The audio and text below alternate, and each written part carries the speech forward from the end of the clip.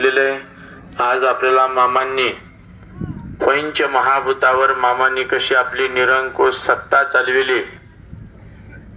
पंच महाभूत म्हणजे आकाश, अग्नी, वायू, पृथ्वी आणि पाणी या पंच तत्वावर मामांनी कशी निरंकुश सत्ता चालविली. ज्या पंच महाभूताची निर्मिती ही आत्म्यापासून बनलेली ही पंच महाभूत या पंच तत्वावरती मामांनी सत्ता चालवली.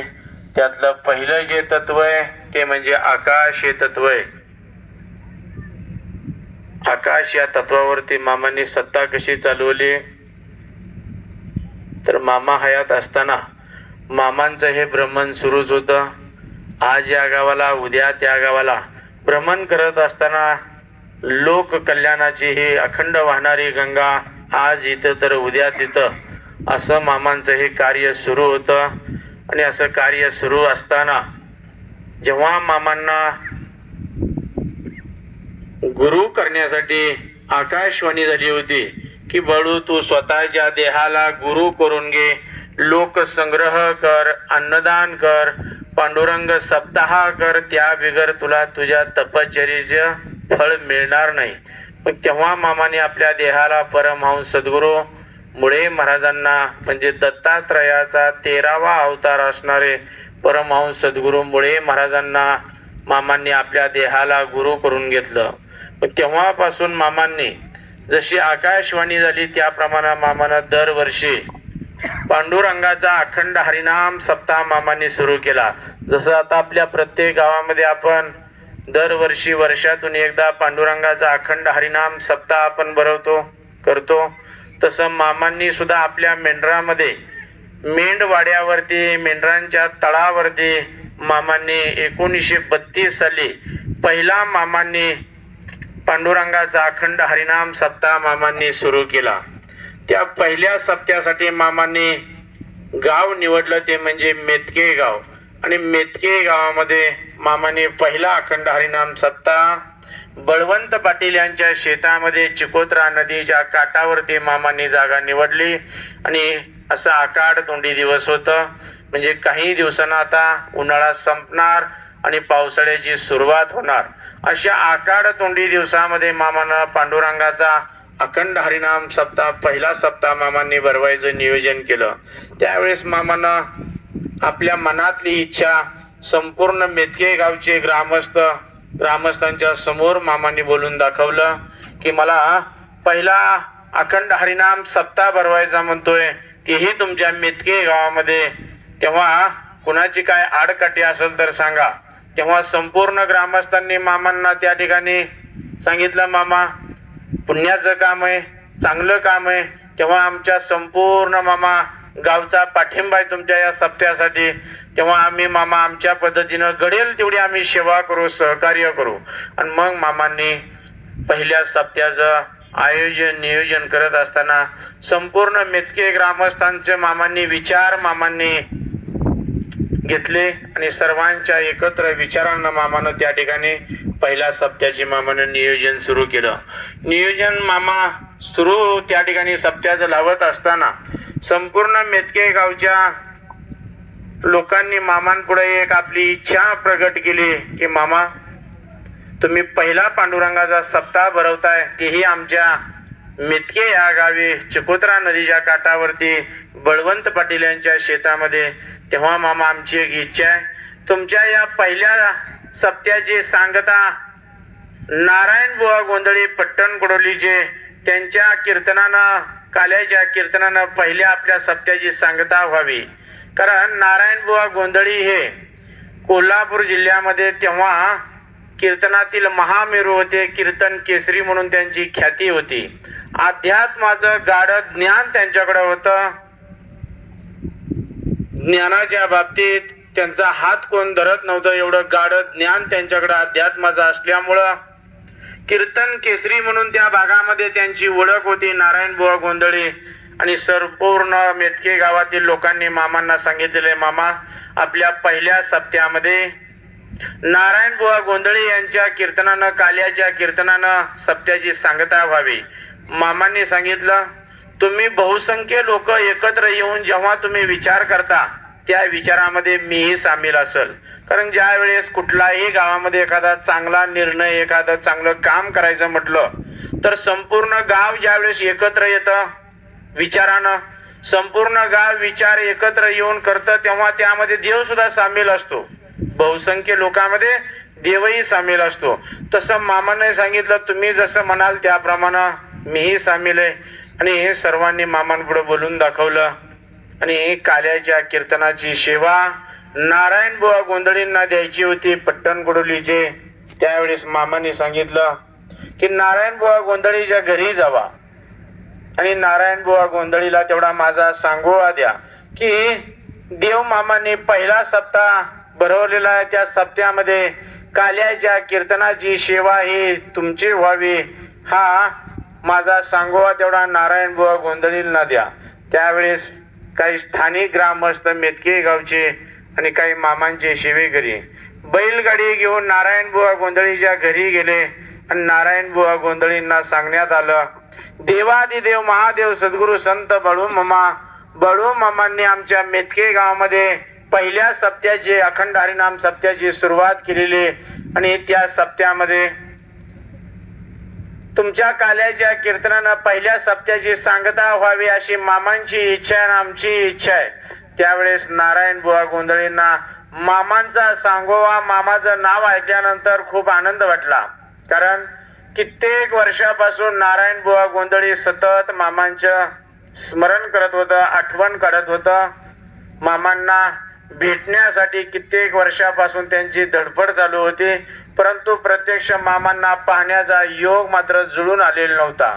इच्छा होती, कित्येक वर्षापासून मनामध्ये इच्छा होती मामांना भेटण्याची, मामांचं दर्शन घेण्याची, परंतु मात्र मामांच्या भेटीचा मामांच्या दर्शनाचा योग मात्र अजून कधी जुळून आलेला नव्हता. आणि मामांकडनं निरोप यावा या गोष्टीचा नारायण बुवा गोंधळींना फार मोठा आनंद वाटला. आणि नारायण बुवा गोंधळींनी मामांच्या तळावरती काल्याच्या कीर्तनाची सेवा घेतली, नारळ घेतला. पुन्हा मामांचे सर्व सेवेकरी ग्रामस्थ बैलगाडी घेऊन मामांच्या तळावरती आले. ठरल्या नियोजनाप्रमाणे रोज भजन कीर्तन प्रवचन ज्ञानेश्वरी वाचन, रोज हजारो माणसांच्या पंक्तीवर पंक्ती उठवायच्या होत्या. मोठा अन्नदान मामांना करायचं होतं. या सर्व सिद्ध हेतून सप्त्याला सुरुवातही झाली. रोज ठरल्या नियोजनाप्रमाणे भजन कीर्तन प्रवचन ज्ञानेश्वरी वाचन, रोज सकाळ संध्याकाळ हजारो लोकांच्या दिवसभर पंक्तीवर पंक्ती मामा उठवत होता आपल्या सप्त्यामध्ये. अशा पद्धतीनं दिवसामाग दिवस चाललं आणि असं 2 दिवसावरती काल्याचं कीर्तन आलेलं आहे. एवढ्यात नारायण बुवा गोंधळींना निरोप देण्यासाठी जेव्हा मामांचा सांगोवा देण्यासाठी मामांचे काही सेवेकरी गेले होते, ग्रामस्थ गेले होते, त्यावेळेस नारायण बुवा गोंधळीच्या गावची काही लोक त्या ठिकाणी नारायण बुवा गोंधळींच्या घरी आलेले होते. ज्यावेळेस ही गावची 4 लोक नारायण बुवा गोंधळीच्या घरी आलेले असताना मामांच्या तळावरती काल्याच्या कीर्तनाची सेवा नारायण बुवा गोंधळीची होणार आहे हे कळलं. त्यावेळेस कारण आता गाव तिथं हागणदारी असतेच, कितीही गाव धार्मिक असलं सात्विक असलं तरी प्रत्येक गावामध्ये धर्माच्या कार्याला विरोध करणारे जाणून बुजून का होईना 4 तरी लोक असतात, म्हणून गाव तिथं हागणदारी असतेच. तसं नारायण बुवा गोंधळीच्या वाईटावरती काही गावची 4 दुष्ट लोक होती आणि या 4 गावच्या दुष्ट लोकांना हे विचार पटले नाही. का तर नारायण बुवा गोंधळीचं जर मामांच्या तळावरती जर काल्याचं कीर्तन झालं तर नारायण बुवा गोंधळींना फार मोठी प्रसिद्धी मिळेल, त्यांचं संपूर्ण महाराष्ट्रभर नाव मोठं होईल. हे नारायण बुवा गोंधळीचं नाव मोठं झालेलं गावच्या 4 दुष्ट लोकांना रुचत नव्हतं, पटत नव्हतं. म्हणून या गावच्या 4 दुष्ट लोकांनी ठरवलं काही झालं तरी चालेल पण नारायण बुवा गोंधळीचं मामांच्या तळावरती काल्याचं कीर्तन होता कामा नये. 2 दिवसावरती आता काल्याचं कीर्तन आहे. एवढ्यात नारायण बुवा गोंधळीच्या वाईटावर असणारे 4 गावचे दुष्ट लोक या लोकांनी नारायण बुवा गोंधळीच्या घरी गेले आणि त्यांनी एक कट कारस्थान रचलं की नारायण बुवा गोंधळींना आपल्या घरी जेवणासाठी मेजवानी द्यायची.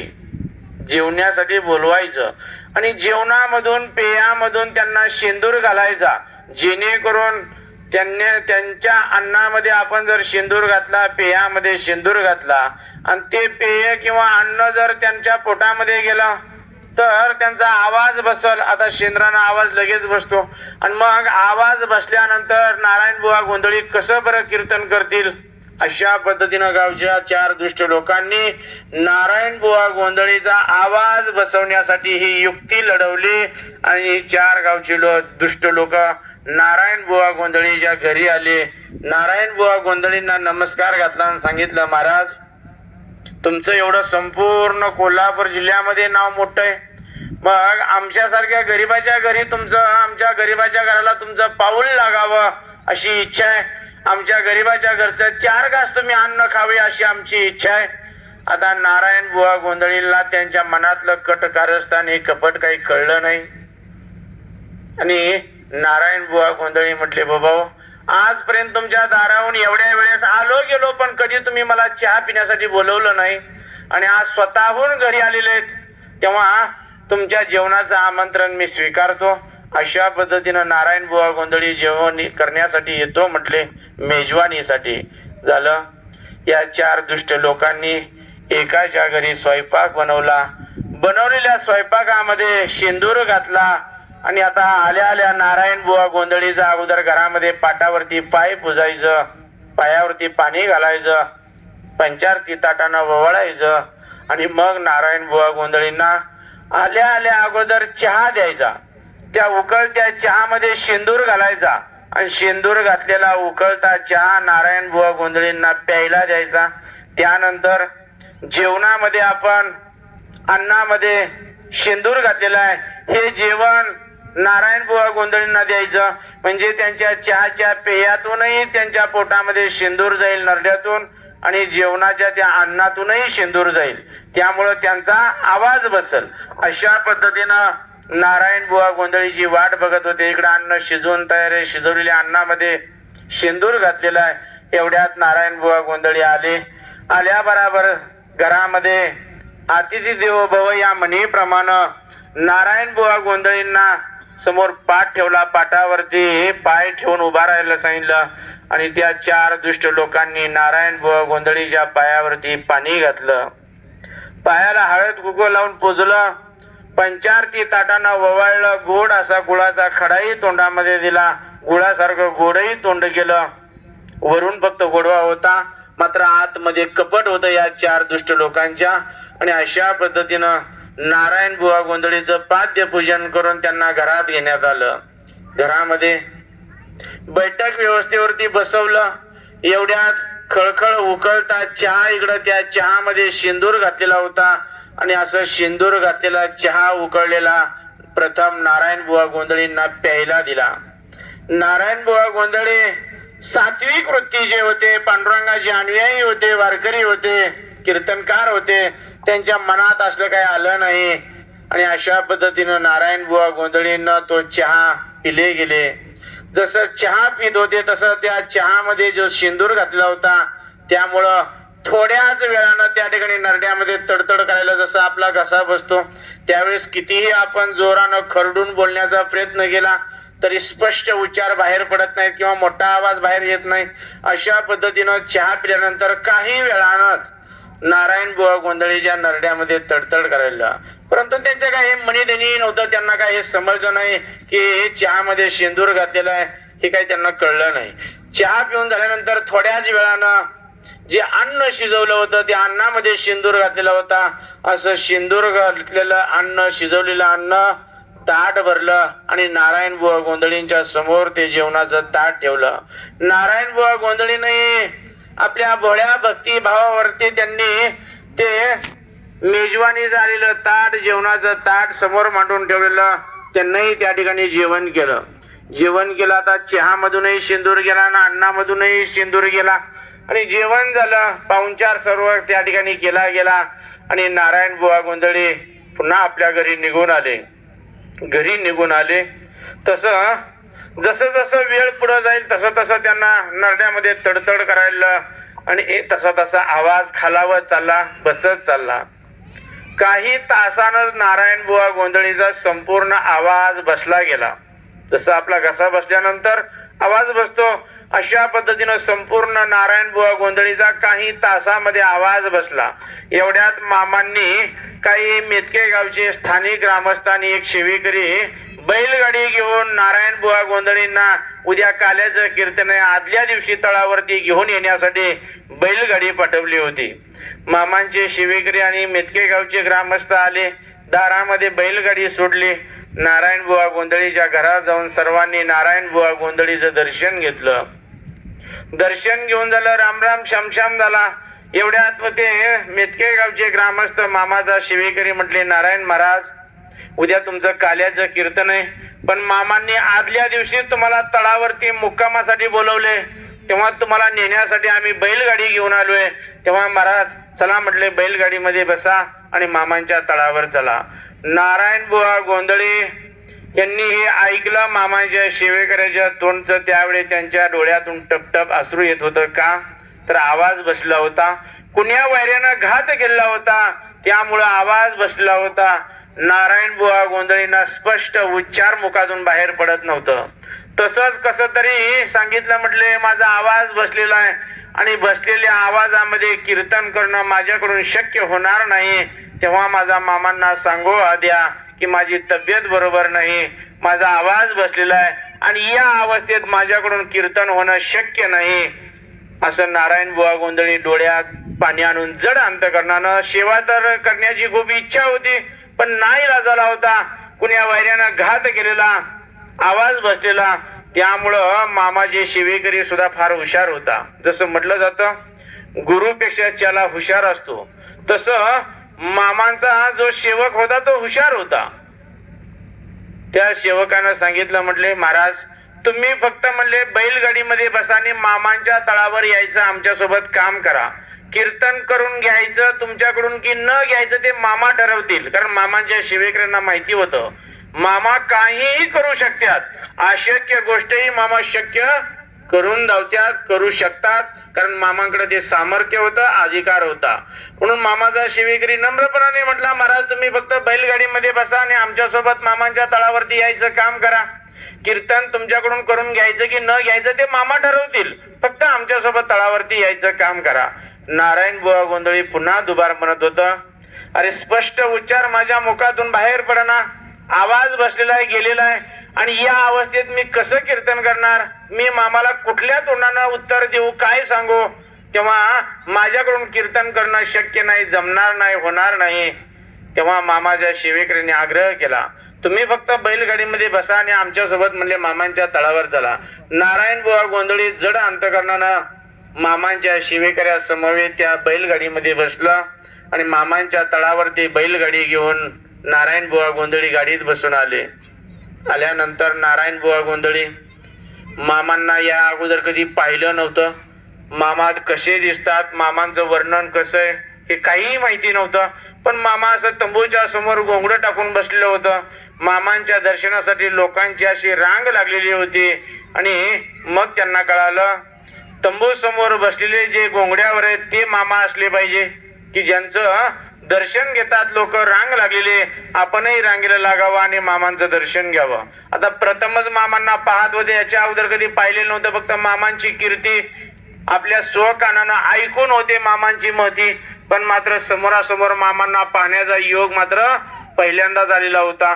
नारायण बुवा गोंधळी दर्शन रांगायला लागले. ज्यावेळी दर्शनाचा नंबर आला मामांचं दर्शनही घेतलं. पण त्यावेळेस मामांचं आणि नारायण बुवा गोंधळींचं त्या ठिकाणी काही मुलाखत झाली नाही, बोलणं झालं नाही. नारायण बुवा गोंधळी मामांचं दर्शन घेऊन रामाची रात्र मामांच्या तळावरती रात्रभर त्या ठिकाणी कीर्तन झाल्यानंतर भजन होतं. त्या कार्यक्रमात नारायण बुवा गोंधळी रात्रभर मामांच्या तळावरती होते. त्या ठिकाणी रामाची रात्र संपली. आता उद्या दुसऱ्या दिवशी 8वा दिवस आहे, सप्त्याचा सांगतेचा दिवस आहे. काल्याच्या कीर्तनानं सांगता होणार होती की हे नारायण बुवा गोंधळीचं कीर्तन होतं. काल्याचं आवाज तर बसलेला आहे. आणि ज्या वेळेस दुसऱ्या दिवशी सकाळी आंघोळ सवळं केलं, नारायण बुवा गोंधळी मामांच्या दर्शनासाठी गेले, मामांचं दर्शन घेतलं. त्यावेळेस नारायण बुवा गोंधळी मामांना सांगायला लागले, मामा माझा कुण्या वैऱ्यानं घात केलाय अन्नामध्ये पेयामध्ये शेंदूर घातल्यामुळं माझा आवाज बसलेला आहे. तेव्हा मामा कितीही जोरानं बोलण्याचा प्रयत्न केला तरी स्पष्ट उच्चार मामा बाहेर पडत नाहीत. आणि या अवस्थेत मामा माझ्याकडून काल्याचं कीर्तन होणं शक्य नाही.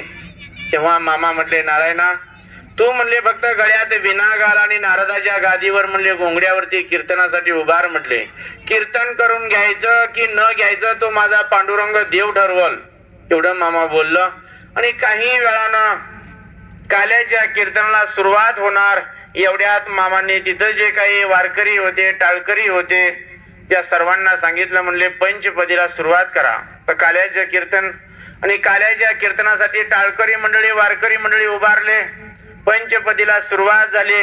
आणि मामा म्हटले, नारायणा उभार म्हणले कीर्तनासाठी. नारदाच्या गादीवरती विना गळ्यामध्ये घेऊन नारायण बुवा गोंधळीच्या डोळ्यातून पाणी गळत होतं, कारण आवाज बसला होता. तर कसं कीर्तन करणं शक्य आहे, मी कसं बोलणार, स्पष्ट उच्चार बाहेर पडणार, आवाज बसलेला आहे गेलेला आहे. आणि मामा तर म्हणतात की नारदाच्या गादीवरती गळ्यात विना घालून कीर्तनासाठी उभार. आता मामांचा शब्दही मोडायचा नव्हता, आवाजही स्पष्ट बाहेर निघत नव्हता. तेव्हा दुईकडून कोडं पडलं. नारायण बुवा गोंधळीला मोराड माग वीर झाली, कात्रीत सुपारी सापडल्यागत प्रसंग आला. नेमकं काय करावं. शेवटी धाडसानं जड अंतकरणानं नारायण बुवा गोंधळी मामांची आज्ञा गुरु आज्ञा मानून शिरसावंद्य मानून नारदाच्या गादीवरती टाकलेल्या घोंगड्यावरती कीर्तनासाठी गळ्यात विना घालून उभारले. एवढ्यात मामांचा एक सेवेकरी उठला आणि एका हातात मुठीत मावेल एवढा बंडरा घेतला. आणि मामाच्या सेवेकरांनी नारायण बुवा गोंधळीच्या कपाळाला बंडरा लावत असताना, आता मुठीत मावेल एवढा बंडरा होता आणि तो कपाळाला लावत असताना काही बंडरा नारायण बुवा गोंधळीच्या हातावरती शर्ट वरती पडला. तेव्हा ते नारायण बुवा गोंधळींना ते आवडलं नाही. हातावरती शर्टावरती पडला बंडरा त्यांना ते आवडलं नाही.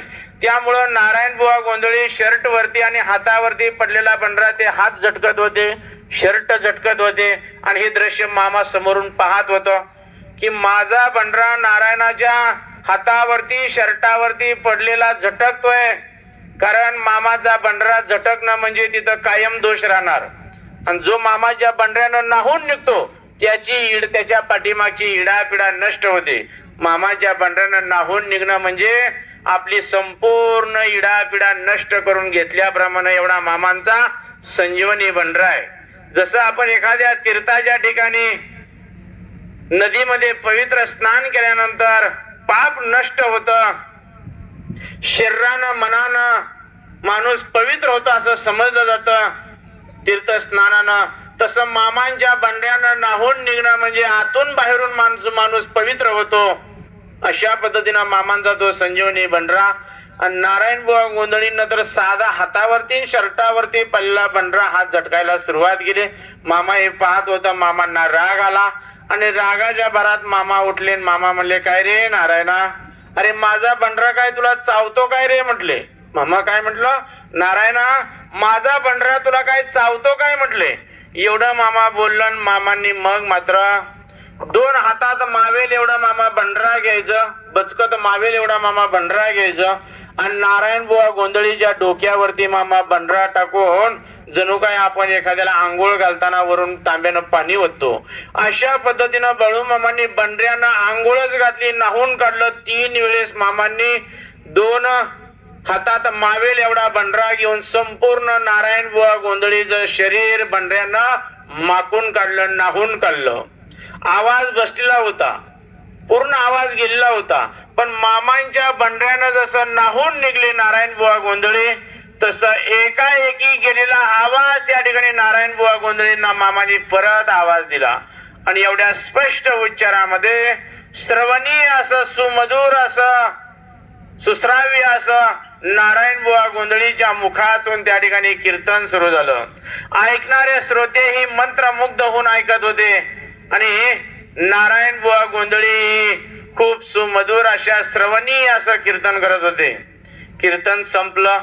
नारायण बुवा गोंधळी नारदाच्या गादीवरून खाली उतरलं कीर्तन झाल्यानंतर आणि मामांच्या चरणावरती दंडवत घेतला आणि मामाला म्हटले, मामा ओळखलं नाही तुमच्या बंडऱ्याला, तुमच्या बंडऱ्याचा अधिकार माहिती नव्हता, ओळखला नाही देवा.